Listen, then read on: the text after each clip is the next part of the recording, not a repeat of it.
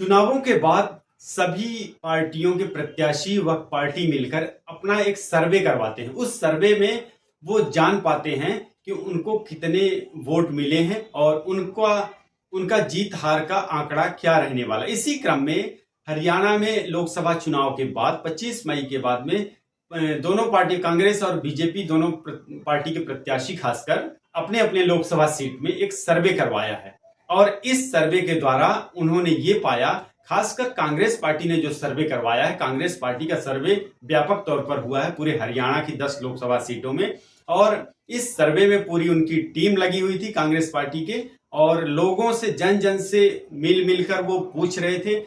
चुनाव के बाद ही 25 मई के बाद ही जैसे वोट करके लोग निकल रहे थे तभी से उनके जो आदमी लगे हुए थे पोलिंग एजेंट के रूप में और आसपास में जो भी थे वो लोगों का रुझान ले रहे थे, उनकी मनोस्थिति जान रहे थे और कहीं ना कहीं उनकी एक्टिविटीज से और हाव भाव से वो जानने की कोशिश कर रहे थे कि उसने वोट किसको किया है। इस क्रम में कांग्रेस पार्टी ने जो सर्वे करवाया है हरियाणा की 10 लोकसभा सीटों में, उसमें कांग्रेस पार्टी ने पाया है कि बीजेपी को 6 सीटों पर बढ़त मिल रही है।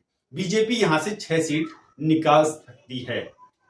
कांग्रेस का जो सर्वे रहा है, कांग्रेस के सर्वे में 6 सीटें कौन कौन सी हैं जिसमें बीजेपी निकाल सकती है, वो कौन सी ऐसी 4 सीटें हैं जिसमें कांग्रेस पार्टी मजबूत स्थिति में दिख रही है, ये पूरा का पूरा सर्वे बताता है। जब से ये सर्वे कंप्लीट हुआ है, कांग्रेस पार्टी के जो अलग अलग लोकसभा सीटों के प्रत्याशी हैं, कहीं ना कहीं वो प्रश्न चिन्ह भी लगा रहे हैं सरकार के प्रति, चुनाव आयोग के प्रति। कांग्रेस ने ही सर्वे नहीं करवाया बल्कि बीजेपी ने भी अपने स्तर पर, बीजेपी के नेताओं ने भी अपने स्तर पर सर्वे करवाया है, जिसमें बीजेपी ने भी पाया है, बीजेपी अपने सर्वे में कह रही है केवल 3 सीटें छोड़कर 10 में से 7 सीटें जीत रही है हरियाणा में। कांग्रेस पार्टी के तो वहीं बीजेपी के कुछ ऐसे प्रत्याशी नेता हैं जो कि विपक्ष पर आरोप लगा रहे हैं, साथ ही साथ अपने ही नेताओं पर आरोप लगा रहे हैं। सोनीपत लोकसभा सीट के मोहनलाल बड़ौली ने तो साफ साफ वीडियो जारी करके कहा है कि उनके ही नेता विधायक सांसदों ने उनका सपोर्ट नहीं किया बल्कि कांग्रेस पार्टी के साथ मिलकर कांग्रेस का उन्होंने प्रचार किया है, जिस वजह से वो चुनाव हारने जा रहे हैं। कहीं ना कहीं उनको ये महसूस हो गया है, उनको लगने लग गया है कि यहां से सतपाल ब्रह्मचारी चुनाव जीत रहे हैं, वो चुनाव हार रहे हैं। ये होता है भीतरघात, क्योंकि मोहनलाल बड़ौली का क्या है, विधायक होते हुए उनको लोकसभा का टिकट दिया गया, बीजेपी ने दिया, जिसके चलते जो लोग कतार में लगे हुए थे, जिनको लग रहा था कि उनको टिकट मिलेगी, बीजेपी प्रत्याशी बनेंगे, उन्होंने कोई सपोर्ट नहीं किया मोहनलाल बड़ौली का। इसी तरह से भूपेंद्र सिंह हुड्डा, हरियाणा के सबसे बड़े नेता कहें कांग्रेस पार्टी के, वो आरोप लगा रहे हैं कि पहले की तरह दीपेंद्र सिंह हुड्डा को हराने में बीजेपी कहीं ना कहीं कोई चाल चल रही है। उन्होंने पोलिंग बूथ के ऊपर भी कई सवाल खड़े किए हैं। वो कह रहे हैं कि दीपेंद्र सिंह हुड्डा को हराने के लिए साजिश रची गई है। गुरुग्राम में कांग्रेस नाकाम हुई है तो सिरसा में बीजेपी को चुनाव से आराम मिलेगा, क्योंकि यहां से कुमारी सैलजा चुनाव जीत रही है।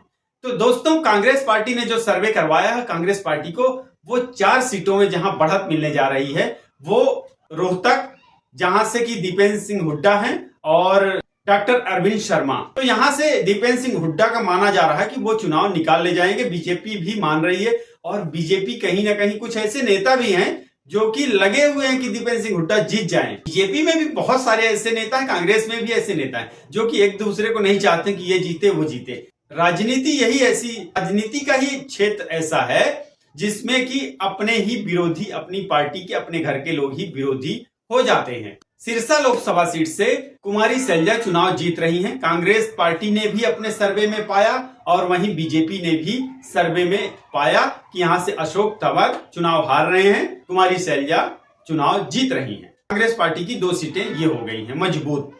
तीसरी सीट है सोनीपत, यहां से सतपाल ब्रह्मचारी कांग्रेस पार्टी के चुनाव जीत रहे हैं। ये कांग्रेस भी मान के चल रही है, उसने अपने सर्वे में पाया, और वहीं बीजेपी भी मान के चल रही है। तभी मोहनलाल बड़ौली कहीं ना कहीं आक्षेप लगा रहे हैं और उनको खैर सत्यता भी होगी उनकी बातों पर, लेकिन अब वो खुलकर बोलने लग गए हैं। कहीं ना कहीं वो एक तरह से हार भी मान चुके हैं। चौथी सीट भिवानी महेंद्रगढ़ मानी जा रही है कांग्रेस के पक्ष में, राव दान सिंह कांग्रेस पार्टी से और धर्मवीर सिंह बीजेपी से। यहां पर राव दान सिंह का पलड़ा भारी लग रहा है, क्योंकि वो एक ओबीसी समाज से आते हैं और ओबीसी चेहरा होने के बाद पूरा यादव वोट बैंक जो है वो उनके फेवर में जाता दिख रहा है।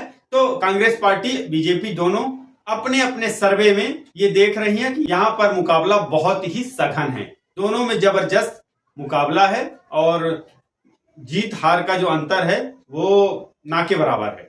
अब बीजेपी जो अपने सर्वे में मान रही है, अब ये कॉमन चीजें हो गई, चारों लोकसभा सीटें बीजेपी कांग्रेस दोनों ही मान के चल रही हैं कि ये कांग्रेस के फेवर में जाएगी। वहीं बीजेपी का अपना जो सर्वे है, बीजेपी के अपने सर्वे में करनाल लोकसभा सीट से मनोहर लाल खट्टर चुनाव जीत रहे हैं, दिव्यांशु बुद्धि राजा कहीं ना कहीं अभी कमतर हैं। गुरुग्राम लोकसभा सीट से राव इंद्रजीत चुनाव जीत रहे हैं, राज बब्बर पीछे रह जाएंगे।